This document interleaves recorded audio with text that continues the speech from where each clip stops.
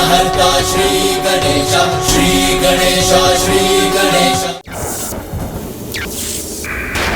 अरे ये अपने शरीर से उत्पन्न कर, ये कैसे भयावने कीट भेज रहे हैं मेरी ओर।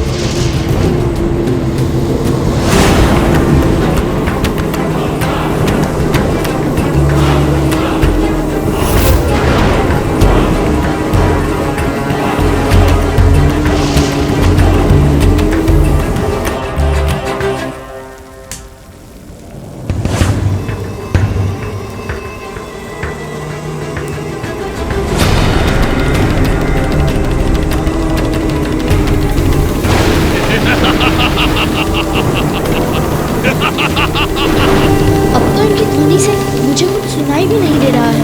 मुझे चारों ओर से घेर क्यों लिया इन्होंने? ये क्या हो रहा है? इसे अभी रोकती हूँ।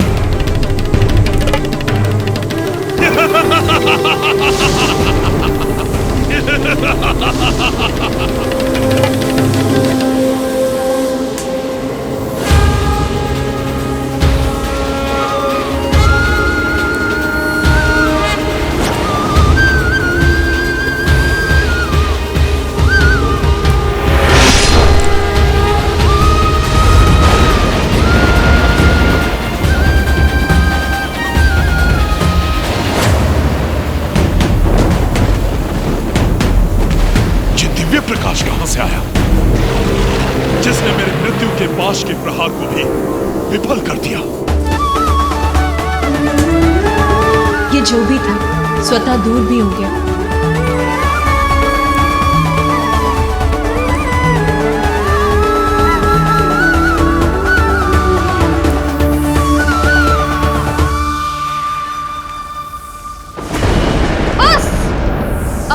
मृत्यु भी मुझसे पराजित हो गई।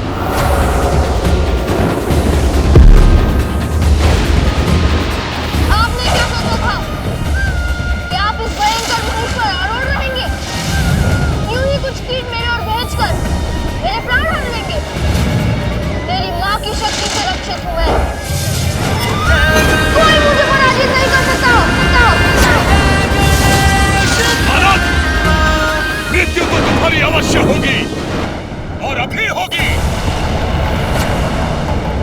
ये सब कुछ शनिदेव के कारण हुआ है।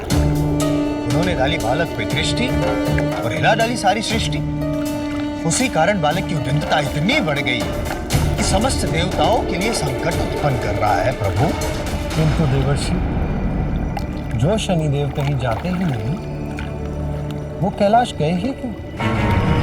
उसकी प्रेरणा उन्होंने कहां से प्राप्त की? समस्त देवलोक आनंद पा रहा है उसे देखकर, केवल आप ही वंचित रह गए उसे ना देखकर। बताइए देवर्षि, आप मौन क्यों खड़े? क्योंकि यदि उनके पुत्र का कुछ भी हित हुआ तो देवी पार्वती का क्रोध अपने चरम पर होगा और तब स्वयं भोलेनाथ के लिए भी उसे रोकना अत्यंत कठिन होगा। और यदि उन्होंने आपको अपना दोषी पाया तो आप उनके भयंकर दंड के भागी बनेंगे।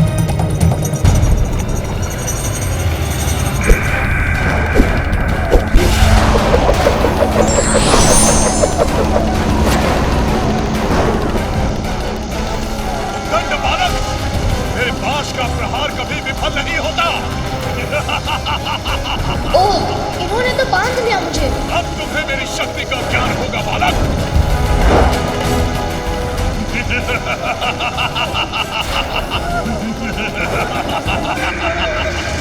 भ्रष्ट बालक, अब मैं तुम्हें नर्क ले जाकर दंडित करूंगा। इनका यमलोक तो वास्तव में भयंकर है। इतना भीषण दंड जिसके परिणाम स्वरूप ऐसी चित्कार सुनाई दे रही है। ऐसी ही दुर्गति होगी तुम्हारी भी भ्रष्ट बालक। यमराज से अब तुम्हें कोई रक्षित नहीं कर सकता। नर्क लोक की असहनीय पीड़ा ही अब तुम्हारी नियति होगी। अरे ये क्या हो रहा है? ये तो मुझे अपने भीतर खींच रहा है।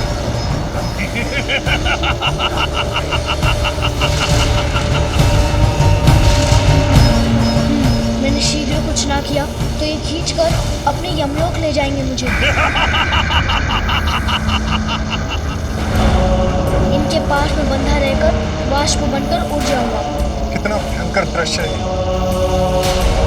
ये बालक यमराज का दंड कैसे सहेगा?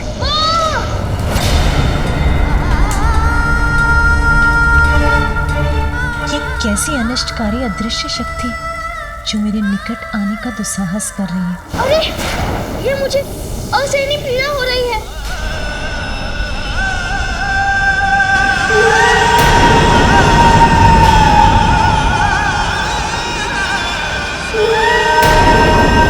ये कौन सी शक्ति है जो इस आकृति के रूप में यहाँ उत्पन्न हो रही है? क्या इसे अपने विनाश का भय नहीं है?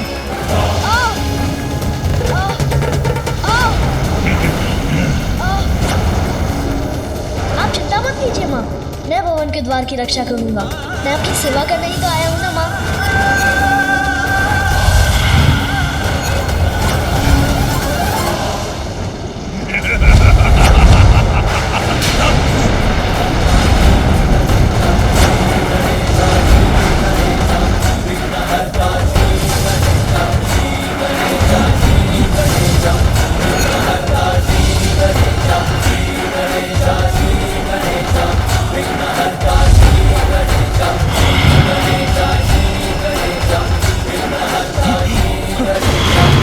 मैं यमराज के यमलोक को भी नष्ट कर दूंगा।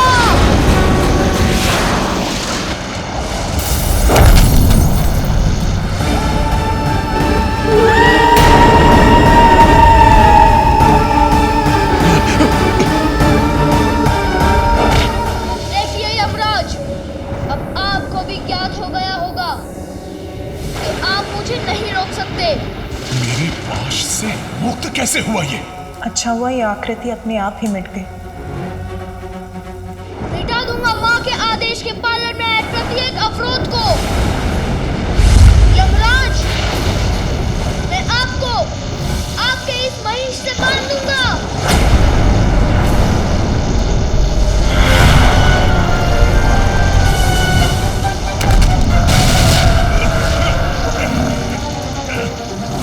ऊर्जा तो मुझे ही घेर रही है।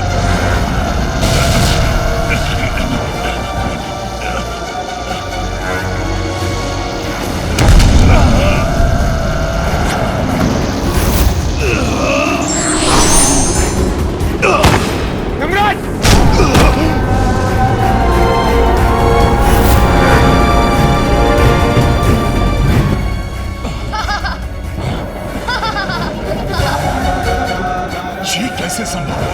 मैं यमराज हूँ, आत्माओं को बंधन में बांधता हूँ, और इस बालक ने तो मुझे पराजित कर दिया। यमराज को भी पराजित करने वाले असाधारण बालक से हमारी रक्षा कौन कर सकता है? अब इससे मुक्त होने का कोई और उपाय सोचना ही होगा। इस समस्या का एक ही समाधान है सूर्य, भोलेनाथ अपने ध्यान में विलीन है। इसलिए हमें श्री हरि विष्णु से गुहार लगानी होगी। हे विष्णुदेव, हे ब्रह्मदेव, हमारी रक्षा कीजिए। ये बालक हम देवताओं की प्रतिष्ठा को धूल दुष्कृत कर रहा है। हमारी रक्षा कीजिए प्रभु। हे विष्णु, हमारी सहायता कीजिए प्रभु। शान्ताकारं भुजगशयनं पद्मनाभं सुरेशं विश्वाकारं गगनसदृशं मेघवर्णं शुभांगं लक्ष्मीकान्तं कमलनयनं विष्णुदेव, अब तो आपको ही कुछ करना होगा, अन्यथा प्रलय हो जाएगी। महादेव तो ध्यान में मग्न हैं। आपको उनका ध्यान भंग किए बिना ही संसार को इस संकट से उबारना होगा। उचित है ब्रह्मदेव, मैं इस बालक को समझाने का प्रयास करूंगा। उसे महादेव का उचित परिचय देकर इस अनर्थकारी युद्ध को रोक दूंगा। मैं भी आपके साथ चलता हूँ विष्णुदेव, तो हमें और विलंब नहीं करना चाहिए। चलिए प्रभु।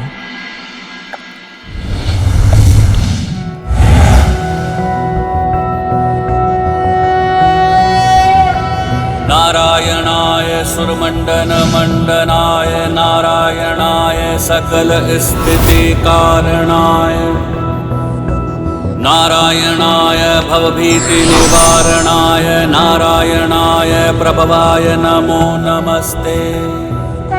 अत्यंत अद्भुत है ये दृश्य। ये तो अन्य सभी से भिन्न दिखाई दे रहे हैं। इतने अद्भुत, ये कौन है?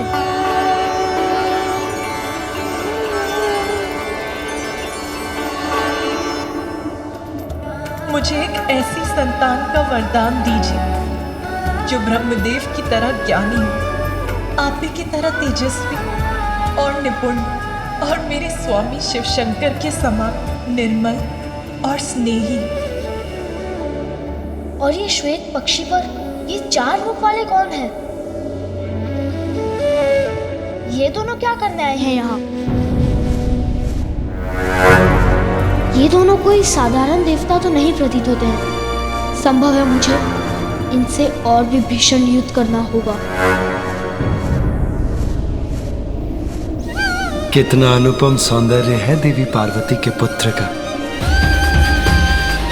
अत्यंत आकर्षक और मन भावन है इसका रूप।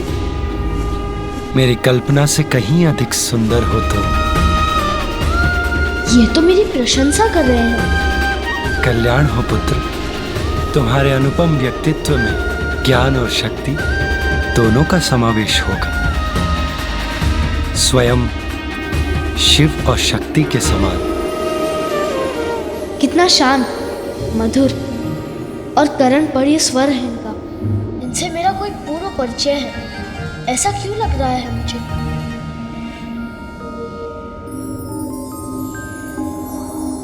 किंतु मुझे सचेत रहना होगा। कहीं ये भी मुझे बहलाकर भीतर जाने का प्रयास तो नहीं कर रहे हैं। कितना अच्छा होता यदि तुम अपना अहंकार त्याग कर स्वयं को पहचान पाते, ये जान पाते कि महादेव कौन है जिन्हें तुम रोक रहे हो। अच्छा, अब समझा कि आप मुझे इतने आशीष क्यों दे रहे थे। बालक समझकर मुझे अपनी प्रशंसा से बहलाने का प्रयास कर रहे हैं।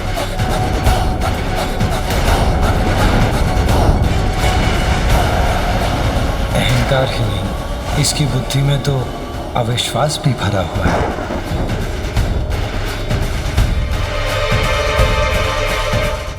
बालक, जो तुम कर रहे हो उसका कोई ना कोई कारण तो तुम्हारे पास अवश्य होगा, किंतु महादेव को भीतर जाने से रोकना उचित नहीं है। उन्हें जाने दो। बस बस बस।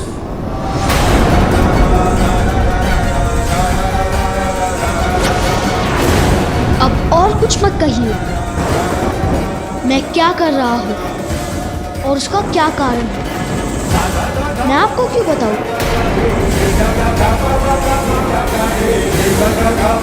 और वो कौन है, भीतर क्यों जाना चाहते हैं, ये मुझे कुछ नहीं सुनना। इतना हठ उचित नहीं है पुत्र। हम तुमसे बड़े हैं, हमारा कहा मानना तुम्हारा कर्तव्य है। पुत्र, तुम्हारे शुभ चिंतक हैं हम, इसीलिए तुम्हें समझाने का प्रयास कर रहे हैं। व्यक्ति का हट उसके विनय को हर लेता है, और जहां विनय नहीं वहां विनाश अवश्य होता है। इसलिए अपना हट त्याग दो, अन्यथा उसका अवश्य ही कोई भारी दुष्परिणाम होगा। हम तुम्हारा हित चाहते हैं, तुम्हें कोई हानि नहीं पहुंचाना चाहते। अच्छा, सच? आप मुझे हानि नहीं पहुंचाना चाहते? तो फिर ये और इनके पशु क्या मुझसे मनोरंजन के लिए युद्ध कर रहे थे? नहीं पुत्र, युद्ध से कहाँ किसी का हित होता है। युद्ध तो सदैव बुराई का अंत करने का अंतिम उपाय होता है, किंतु युद्ध तो व्यक्ति को अपने भीतर बसे अहंकार और क्रोध से करना चाहिए।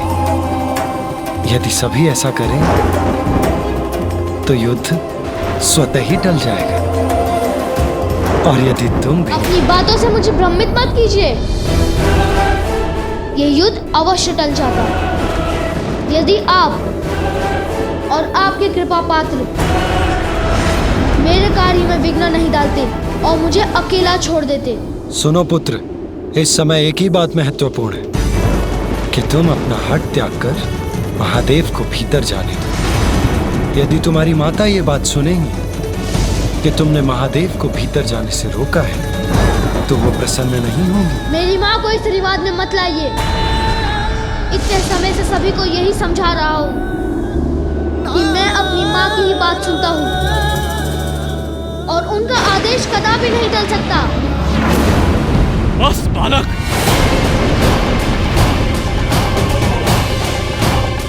ब्रह्मदेव शांत हो जाइए।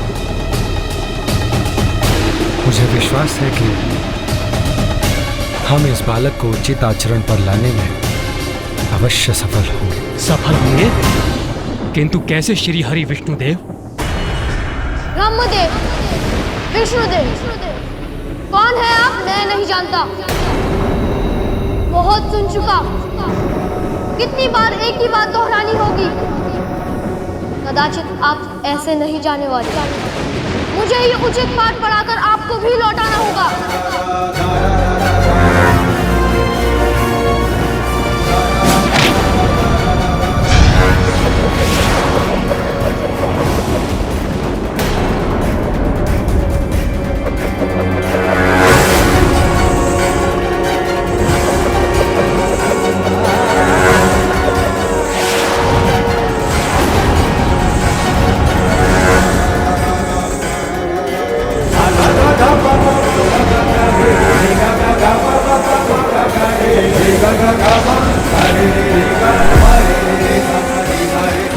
ये तो अपना सौभाग्य समझिए कि मेरे वार से बच गए। इससे पूर्व कि मैं आपको क्षति पहुंचाऊं, चले जाइए यहाँ से।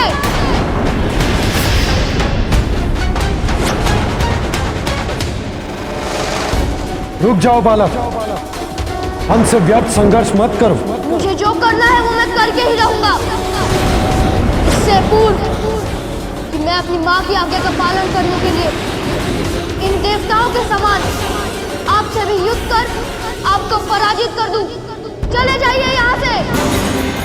इस बालक का हठ इसका विवेक हर रहा है, इसीलिए हमारा भी अपमान कर रहा है।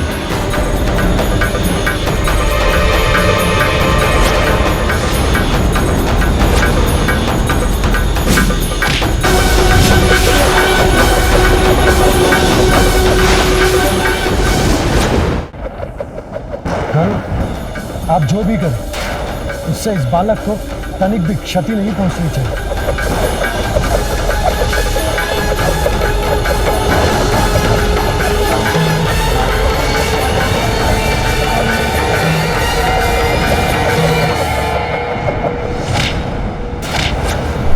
ये बालक क्यों नहीं समझ रहा है कि स्थिति अब नियंत्रण के बाहर जा रही है। मैं भी देखता हूँ मुझसे आपकी रक्षा कौन करता है।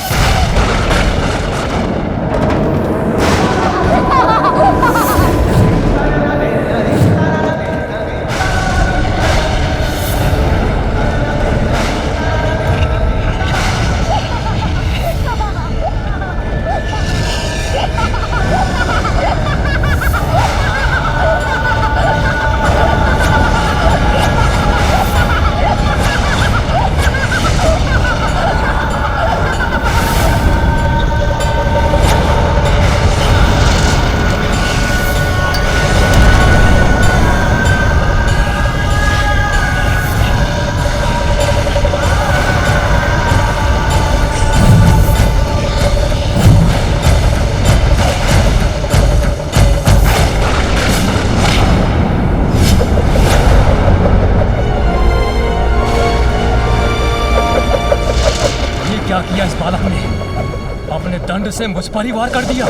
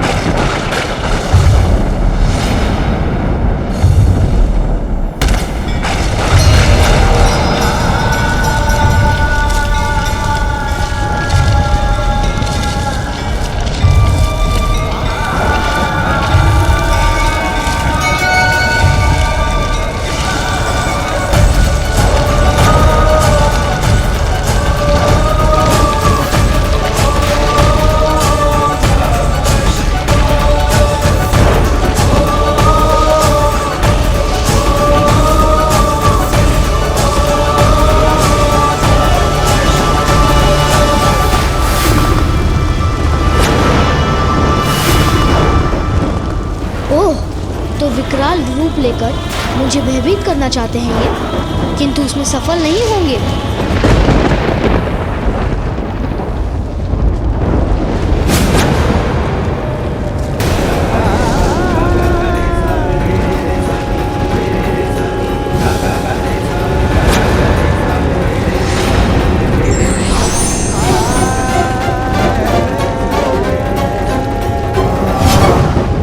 बस बस